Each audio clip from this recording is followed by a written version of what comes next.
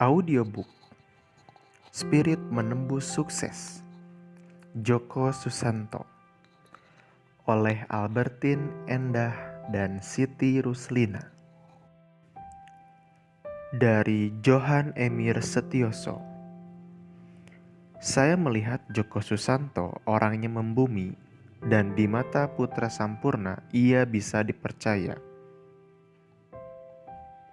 Saya mengenali Djoko Susanto lewat putra sampurna. Waktu itu saya masih di Bank BRI. Pada tahun 1991, saya tertarik mengetahui seluk-beluk pemasaran rokok. Putra Sampurna memperkenalkan saya pada seseorang yang menguasai distribusi rokok. Tapi, pesan Putra Sampurna pada saya, bila berkenalan dengannya, jangan tanya masalah teori. Dia tidak mengerti teori pemasaran, tetapi orang ini bisa menjual rokok. Orang yang dimaksud adalah Djoko Susanto.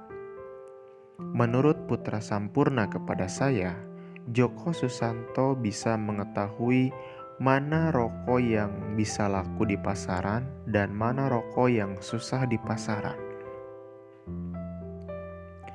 Dalam industri rokok, yang dibutuhkan adalah kemampuan memprediksi, bukan teori.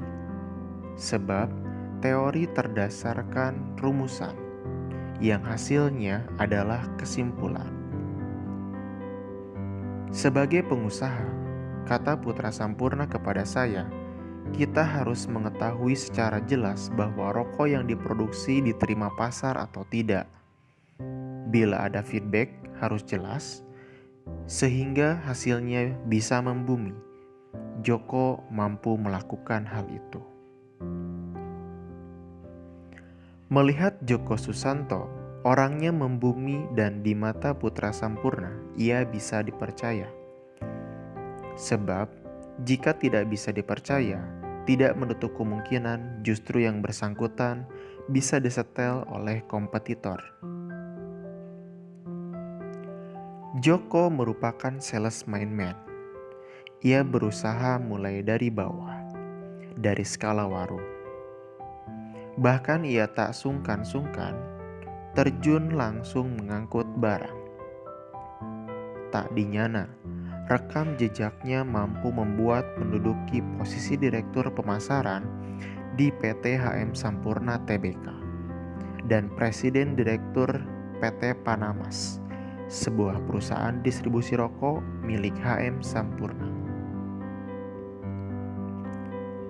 Menurut saya, Djoko mempunyai indera keenam. Indera tersebut terasah karena pengalaman-pengalaman yang dijalaninya, sehingga ia mampu memprediksi bisnis apa yang bisa jalan dan mana yang tidak.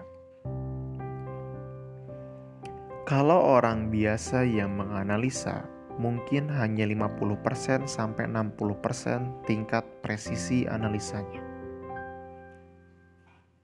Dari perkenalan tersebut, kami berteman baik dan saling bercerita tentang latar belakang keluarga masing-masing.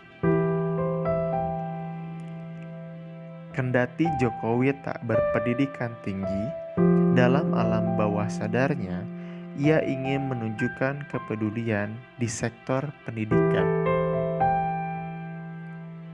Hal tersebut dibuktikan dengan mendirikan Sekolah Bunda Mulia dan Universitas Bunda Mulia.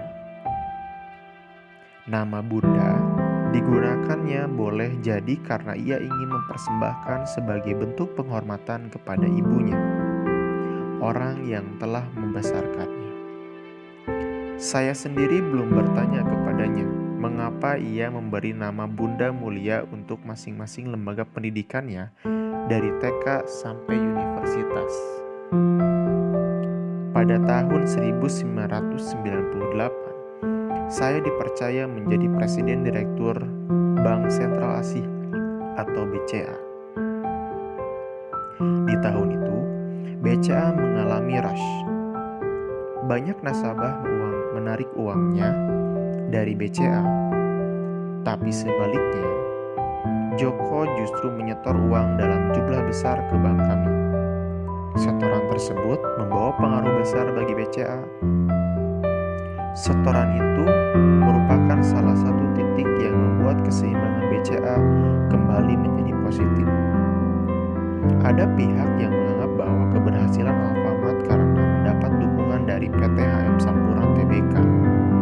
Tapi kenyataannya, setelah PT HM Sampurna Tbk terjual ke Philip Morris Indonesia, Alfa Group justru semakin maju dan berkembang. Ternyata, kemajuan Alfamart, Alfamidi, dan Atri bukan karena faktor dukungan PT HM Sampurna Tbk semata. Dalam bisnis, saya melihat Joko Susanto lebih memilih fokus pada core kompetensi bisnisnya. Walaupun ada pengembangan, ia tetap berada di lini bisnis yang dikuasainya. Sebab, tak jarang banyak pengusaha yang melakukan pengembangan bisnis bukan berdasarkan core kompetensi. Meskipun ada juga dari mereka yang berhasil, tapi banyak juga kuburan-kuburan bisnis akibat pengembangan usaha di luar kompetensinya. Ada cerita menarik dari pertemanan dengan Joko Susanto.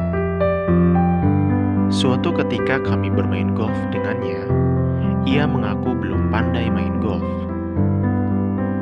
Tapi apa yang terjadi?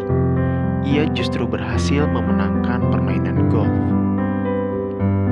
Sejak itu, setiap main golf bersamanya, kami tidak mau tertipu lagi dengan sifat rendah hatinya yang bisa menjadi jebakan pada lawan.